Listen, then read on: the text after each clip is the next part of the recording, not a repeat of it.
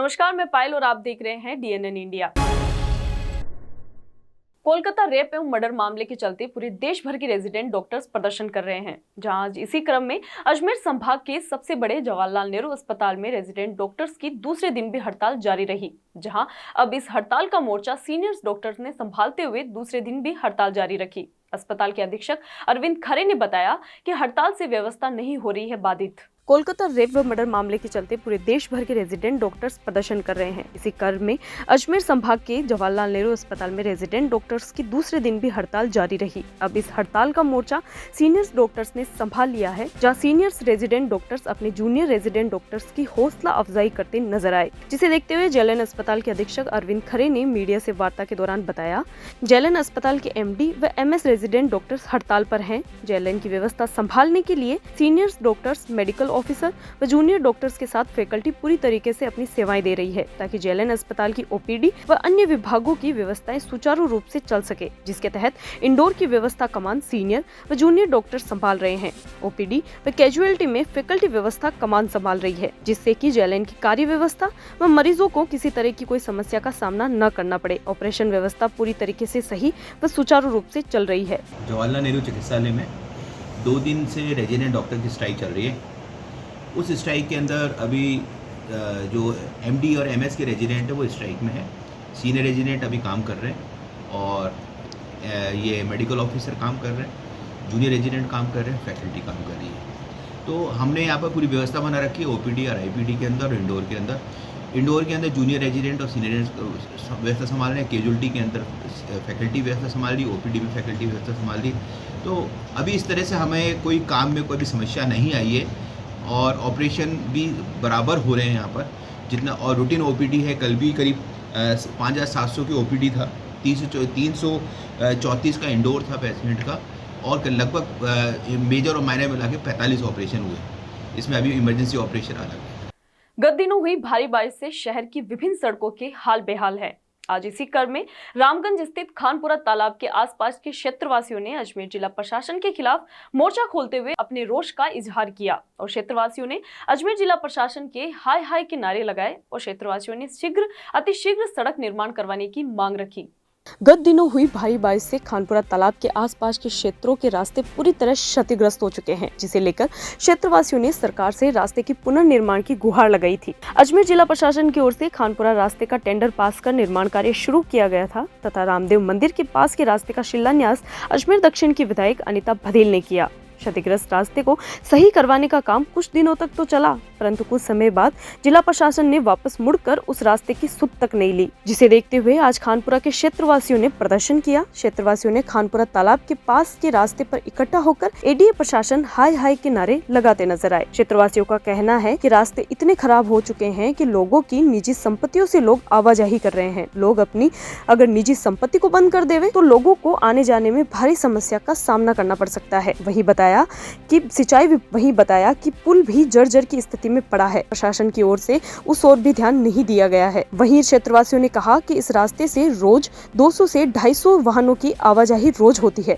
इस रास्ते को पार करने में तय समय से दुगना समय लगता है। वहीं क्षेत्रवासियों ने कहा कि अगर समय रहते उनकी मांगों को पूरा नहीं किया गया तो वह आने वाले समय में भारी प्रदर्शन करेंगे। चालू हो और तालाब के अंदर जो नुकसान हुआ ना उसकी भरपाई करे ये प्रशासन। और ये जो चादर बंद हुई थी तो मैंने साफ कराई थी, सिंचाई विभाग को बोल के आए, कोई नहीं आए बंदे, और सारी और मतलब 5-7 दिन में चालू होना चाहिए हमारा रास्ता, और उद्घाटन करके चले गए। ये यहाँ पे रामदेव जी मंदिर पे किया गया था, अनिता बदल आई थी। क्या हुआ, काम पूर्ण हुआ नहीं है? नहीं, काम कुछ नहीं हुआ, अभी कोई आ ही नहीं रहे। आज बुलाओ कोई नहीं आता है। क्या किया आप लोगों ने? हमने ADA के विरुद्ध नारे लगवाए और इसको जल्दी चलवाए, मतलब रास्ते को जल्दी। फिर भी अगर जल्दी नहीं हुआ तो आगे क्या रहेगा? मेरी और मांगे, आगे चलेंगे, कलेक्टर के पास चलेंगे, हम जाएंगे वहाँ भाई, कलेक्टर के साथ जाएंगे, उससे भी नहीं तो आगे जाएंगे, जयपुर जाएंगे, जाना तो पड़ेगा हमको। ये कोई नहीं सुनते, सरकार अपनी कोई नहीं सुनती। ये आने जाने वाले कौन से रास्ते से आने जा रही है?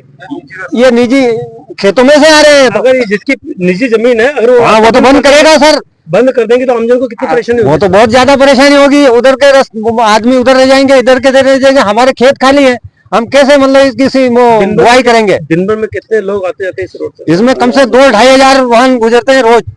जो तो ये कच्चा रास्ता है, पक्का हो जाता तो अभी सारा ट्रक वर्क, जो बारिश में पानी आया था उसमें दूध की सप्लाई मैंने पास करवाई थी सर, इतने पानी से निकाला दूध के टैंकर। आज इस समस्या को लेकर प्रदर्शन किया गया है। पिछले 1.5 महीने से बारिश आई थी, बारिश आने के बाद में खानपुरा तालाब का रास्ता टूट गया था। पूरा टूटने के बाद में चलो टूट गया कोई बात नहीं, इसका टेंडर हो गया, ठेका हो गया, उद्घाटन हो गया, उसके बाद में 2-4 दिन ये काम चालू हुआ, उसके बाद में वापस बंद हो गया। इसलिए ग्रामीण वासियों में, क्षेत्र वासियों में बहुत भारी रोष ये है कि ये काम जल्दी से जल्दी चालू है, क्योंकि ये जो रास्ता बंद हुआ है ना, ये खानपुरा से लेके ये आसपास के क्षेत्र वासियों की लाइफ लाइन है। यहाँ से 1000 से 1500 तक 2 व्हीलर और 4 व्हीलर निकलते हैं, और बड़े बड़े गाँव वालों के गाँव वालों के सब्जियों वाले किसानों के सब्जी मंडी तक जाते हैं। सारी मंडियां इसी तरफ है और किसानों के खेत उस तरफ है। ये बीच का रास्ता बिल्कुल टूटा हुआ है, इसकी वजह से सब बहुत परेशानी है। इधर बड़े बड़े फार्मर है, फार्मरों को रोज अपने माथे पर रख के बोरियां ले जानी पड़ रही है। और ये एक नवनिर्माण पुलिया हुआ था, अभी ये एक शिक्षा विभाग के अधीन आता है, ये अभी तक बंद, ये टूट गया था। अभी पहली बारिश में टूट के बिखर गया, आपके सामने देख ही रहे हो आप। ये शिक्षा विभाग का है और ये जो रास्ता चल रहा है ये एडीए का है। इसका उद्घाटन हो गया। हमारी मांग है जल्दी से जल्दी चालू की जाए, क्योंकि अभी दीपावली का त्योहार भी आ रहा है। हमारा गांव या 2 हिस्सों में बटा हुआ है। आधा गांव इधर खेत किसान फार्मर अपने मकान इधर बना लिए, अपने भाई बंद इधर रह गए गांव की, तो आने जाने का पूरा रास्ता खत्म हो गया। हम तो चाहते हैं दीपावली के पहले पहले कम से कम ये पुलिया बन के कंप्लीट हो जाए, ताकि यहाँ से आने जाना। पार्षद और पूर्व नगर निगम के उपायुक्त गजेंद्र सिंह रलावता व अन्य कांग्रेसी पार्षद ने गांधी भवन पर सत्याग्रह किया।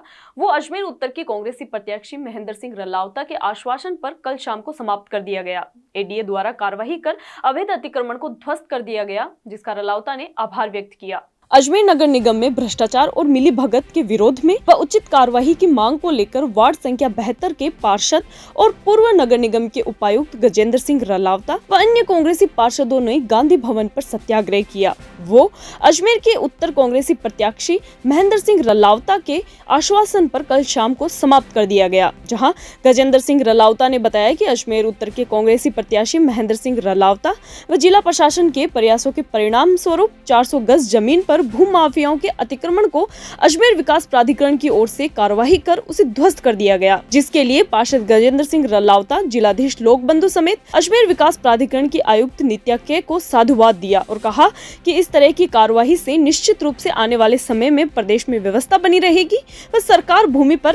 सरकारी भूमि पर कब्जा करने वाले भू माफियाओं में भय व्याप्त होगा, साथ ही अपराधों पर लगाम कसी रहेगी। कल मेरे द्वारा गांधी भवन पे सत्याग्रह किया गया था। सत्याग्रह के कारण ये थे कि मेरे वार्ड संख्या 72 में जो सरकारी भूमि पे एक शख्स ने नक्शा पास करवा लिया था जाली दस्तावेजों से। मेरी शिकायत पश्चात वो नक्शा तो जुलाई 2023 को खारिज हो गया, लेकिन उसके द्वारा जो बाउंड्री वॉल बनाई गई थी, उस बाउंड्री वॉल को नगर निगम द्वारा बार बार कहने के बावजूद, बार बार आग्रह करने के बावजूद, जीसी में उठाने के बावजूद कोई भी कार्रवाई नहीं की गई थी। इसके फलस्वरूप मैंने ये सत्याग्रह और धरना कल वहाँ गांधी भवन पे दिया। इस संबंध में कल शाम को हमारे अजमेर उत्तर के जो कांग्रेस प्रत्याशी माननीय महेंद्र सिंह जी रलावता साहब, और जो कि अजमेर के कांग्रेस के बड़े नेता हैं, उन्होंने हम सबको वहाँ आकर के धरना स्थल पे आश्वस्त किया कि मेरी जिला प्रशासन और राज्य सरकार के प्रशासन से फ़ोन पे संपर्क कर रहा हूँ, बात कर रहा हूँ, और आप मुझे भी 2 दिन दीजिए और धरने को समाप्त कीजिए। तो उनके आश्वासन पे कल हमने धरना शाम 5 बजे बाद समाप्त कर दिया था। और आज बड़े खुशी के साथ मैं यह कहता हूँ कि उनके प्रयासों से उन्होंने जो जिला प्रशासन से संपर्क किया, जो वहाँ से समय ले रहे थे, इस सब का ये परिणाम रहा कि वो जो सरकारी ज़मीन मेरे वार्ड की जो 47 जो खसरा नंबर था, उस 400 गज ज़मीन पे जो भूमाफिया का अतिक्रमण किया हुआ था, बाउंड्री वॉल बनाई हुई थी, अजमेर विकास प्राधिकरण की टीम द्वारा उसे आज सुबह जा करके कार्रवाई करके ध्वस्त कर दिया गया। वो बिल्कुल उस अवैध निर्माण को तोड़ दिया गया।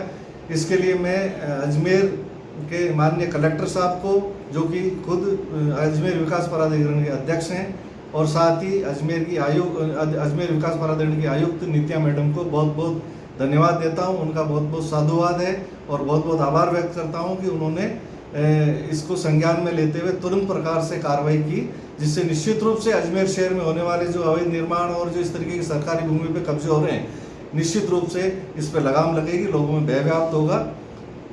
इसी ने धरना दिया। उस धरने में मेरे जितने भी पार्षद साथीगण आए, मेरे जितने मित्रगण आए और साथ ही साथ जितने भी मेरे मीडिया कर्मी, जो मेरे साथी हैं, जो मीडिया कर्मियों ने जो मुझे सहयोग दिया, जो मुझे कवरेज दिया, जिसी का परिणाम यह रहा कि प्रशासन को भी मजबूर होकर के कहीं से निर्देश प्रदान हुए होंगे और उन्होंने भी जो अनियमित कार्रवाई थी, इस कार्रवाई के विरुद्ध कार्रवाई करके इसको संज्ञान लिया। देखिए, नगर निगम में मैंने बार ये भी निवेदन किया कि जिस व्यक्ति ने जाली दस्तावेज से यहाँ पे नक्शा पास कराया है, उसके विरुद्ध एफआईआर लॉन्च कराएं, और साथ ही जिस नक्शा नवीस ने जो इसको अनुमोदित किया था मानचित्र को, वो जो हमारे यहाँ से निगम से रजिस्टर्ड होते हैं, उनका दायित्व होता है, कई शर्तें होती है वो, लेकिन उन्होंने सब शर्तों का उल्लंघन करते हुए जो उसको अनुमोदित किया, ऐसे नक्शा नवीस को तो। यहाँ रुकते हैं एक छोटे से ब्रेक के लिए, जल्द हाजिर होंगे खबरों के नई सफर के साथ।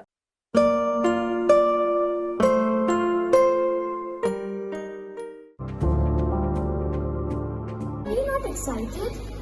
Holidays will be very boring for me.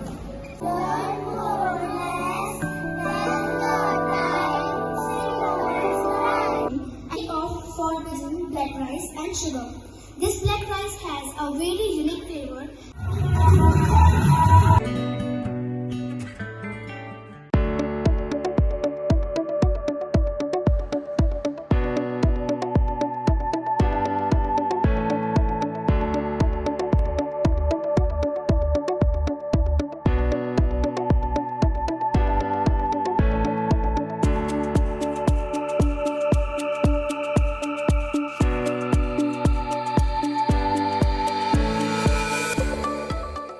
समान पात्रता परीक्षा 2024 की परीक्षा देने आए अभ्यर्थी का मोबाइल चोरी होने का मामला सामने आया है, जहां युवक बाड़मेर से अजमेर सीईटी परीक्षा देने के लिए आया था। सीईटी परीक्षा देने आए अभ्यर्थी का मोबाइल चोरी होने का मामला सामने आया है। पीड़ित ने बताया कि वह बाड़मेर से अजमेर सीईटी परीक्षा देने के लिए आया था। यात्रा से थकान होने के चलते पीड़ित बस स्टैंड पर ही सो गया, जहां करीब 5:45 पर अलार्म बंद करके युवक वापस सो गया। तब युवक के पास एक अज्ञात व्यक्ति आकर सो गया और थोड़ी देर बाद अज्ञात व्यक्ति युवक की जेब से मोबाइल लेकर फरार हो गया। यह संपूर्ण घटना बस स्टैंड के पास लगे सीसीटीवी कैमरे में कैद हो गई है। वहीं युवक ने सिविल लाइन थाने में इसकी रिपोर्ट दर्ज कराई है। मैं बाड़मेर से अजमेर सीईटी का एग्ज़ाम देने आया था और मेरा मोबाइल चोरी हो गया है, तो मैं बस में परेशान हुआ था और बस डिपो पे सो गया। बस स्टैंड पर? हाँ, बस स्टैंड पे। तो मेरा मोबाइल जेब में था और 5:45 पे अलार्म बजा, तो मोबाइल मैंने निकाला, अलार्म बंद किया और बाद में फिर से नींद आ गई आपको? फिर से नींद सो गया मैं। थोड़ी देर बाद एक व्यक्ति आता है और इधर उधर देखता है, सो जाता है मेरे पास थोड़ी देर बाद में। वो अपनी चादर में मेरा मोबाइल पलट के ले जाता है। सुबह 6 बजे के आसपास घटना है? 6:13 पे बोल 6:13 पे वीडियो हमने देखा है, देख लिया ले जाते हुए। यही चाहता हूँ वो मेरा मोबाइल मिल जाए। शिकायत दर्ज करवा दी। नाकामदार रेजिडेंट्स वेलफेयर सोसाइटी समेत नाकामदार क्षेत्र के लोगों द्वारा अधूरे रोड ओवर ब्रिज निर्माण, सड़क मार्ग, स्ट्रीट लाइट लगवाने तथा सड़क से अतिक्रमण हटवाने हेतु अजमेर जिला कलेक्टर लोकबंधु को ज्ञापन सौंपा। नाकामदार क्षेत्र में लगभग 2 लाख परिवारों हेतु बनाई गई विभिन्न विकास समितियों, नाकामदार resident welfare society, senior citizen society group 20, Gandhinagar विकास समिति, बैंक कॉलोनी विकास समिति, वरिष्ठ नागरिक परिषद, सेवानिवृत्त रेल अधिकारी संघ आदि द्वारा अधूरे रोड ओवर ब्रिज निर्माण, सड़क मार्ग, स्ट्रीट लाइट लगवाने तथा सड़क से अतिक्रमण हटवाने हेतु अजमेर जिला कलेक्टर लोकबंधु को ज्ञापन सौंपा गया है। पिछले 6 सालों से अधूरे रोड ओवर ब्रिज निर्माण, सड़क मार्ग, स्ट्रीट लाइट लगवाने तथा सड़क पर अतिक्रमण हटवाने हेतु पहले भी जिलाधीश को ज्ञापन दिया था, परंतु लगभग 5 महीने बाद भी अभी तक कोई काम नहीं होने पर क्षेत्रवासी अत्यधिक परेशानियां झेल रहे हैं। सड़क पर बड़े बड़े गड्ढे हो गए हैं, जिनको भरने के लिए बड़े बड़े पत्थर डाल दिए गए हैं, जिसके कारण 2 व्हीलर पर जाने वाले लोग रोज गिरकर घायल हो रहे हैं। व्हीकल के टायर फट रहे हैं, सस्पेंशन व्हीकल के टायर फट रहे हैं और सस्पेंशन खराब हो जाते हैं, परंतु जिम्मेदार लोग आंख कान बंद करके बैठे हैं। प्रधानमंत्री और राजस्थान के मुख्यमंत्री को भी पहले ज्ञापन दिया था, पर अभी तक कोई काम नहीं हुआ है। इससे परेशान होकर क्षेत्रवासियों ने जिलाधीश को ज्ञापन सौंपा। सड़क का डामरीकरण व ओवरब्रिज के पुनर्निर्माण एवं मार्ग पर स्ट्रीट लाइट भी लगाई जाए ताकि इस क्षेत्र में रहने वाले लगभग 2 लाख लोगों को राहत मिल सके। आज हम जिलाधीश महोदय को ये ज्ञापन देने आए हैं नाका मदार क्षेत्र से कि पिछले करीब 8 साल से हमारी पुलिया का कार्य चल रहा है, वो अभी तक पूरा नहीं हुआ है और इस वक्त वहाँ के हालात इस तरह से है कि अगर कोई बुजुर्ग भी वहाँ से निकलता तो अपने हाथ पैर थोड़ा बिगड़ नहीं जा सकता। बच्चे स्कूल जाते हैं सुबह सुबह, सबको जल्दी होती है, उस वक्त बच्चों की गाड़ियाँ स्लिप हो जाती है। हमको ये एक बार नहीं कई बार आश्वासन दिया गया कि अगली जो भी मीटिंग होगी उसके अंदर आपके लिए बजट पास करके और आपका ये काम कर दिया जाएगा, लेकिन आज तक सरकार ने कोई सुध नहीं ली। प्रशासन अपनी नींद में सो रहा है, प्रतिनिधि जो हैं वो भी आराम से सो रहे हैं। हर आदमी आप भी पत्रकार बंधु भी कई बार इसके बारे में लिख के दे चुके हैं, इन दुर्घटनाओं के बारे में इनको जानकारी दे चुके हैं। इसके बावजूद भी आज तक किसी तरह का कोई स्टेप नहीं लिया गया है। तो विधायक जी से भी मुलाकात हुई है हमारी, मैडम पहले जो कलेक्टर थी उनसे भी मुलाकात हुई। पिछले 6 महीने से हम लगातार ये प्रयत्न कर रहे हैं कि किसी तरह से इसका सुधार हो जाए और हमारी पुलिया बन जाए। जबकि डेयरी की पुलिया का कार्यक्रम हो गया है और भी कई कार्यक्रम हो रहे हैं, लेकिन हमारे जो गुलाबबाड़ी है उसकी तरफ किसी का कोई ध्यान नहीं है। जबकि मैं ये जानता हूँ कि सबके नॉलेज में है कि आदमी वहाँ परेशान है, पीड़ित है हर तरह से। वहाँ पर हमारे 10 गांव जो है वहाँ की जनता जो है वो यहाँ पर श्रमिक वगैरह जो है अपने कार्य के लिए शहर में आते हैं और वो जाते हैं, वो कितना परेशान होते होंगे इसका अंदाज़ा आप लगा सकते हैं। हमारा तो ये निवेदन है, आज दोबारा ये निवेदन है जिलाधीश महोदय से कि अगर इस बात को अगर अब नहीं सुना गया तो फिर हमको कोई बड़ा आंदोलन करना पड़ेगा, धरना प्रदर्शन करने पड़ेंगे, जिसकी समस्त जिम्मेदारी जो है वो प्रशासन की होगी। बाहर वाले जो लोग हैं ऐसा लगता है कि इस शहर से हम कटे हुए हैं।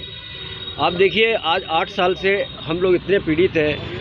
सबसे बड़ी बात यह है कि एम्बुलेंस भी अगर आती है तो वहाँ 4-4 गाड़ियाँ जब तक क्रॉसिंग नहीं हो जाती, मतलब आधा पौन घंटा, चाहे सर्दी हो, गर्मी हो, बारिश हो, खड़ा रहना पड़ता है। भाई व्यवस्था सब कुछ होती है, सारे सब जगह काम हो रहे हैं, इसी जगह ये काम क्यों नहीं हो रहा? इसका कारण हमारे समझ में नहीं आ रहा। आगे इंजीनियरिंग कॉलेज के वहाँ पर अच्छी रोड बन चुकी है, उसी का जो पार्ट है वहाँ हमारे रोड नहीं बना रहे।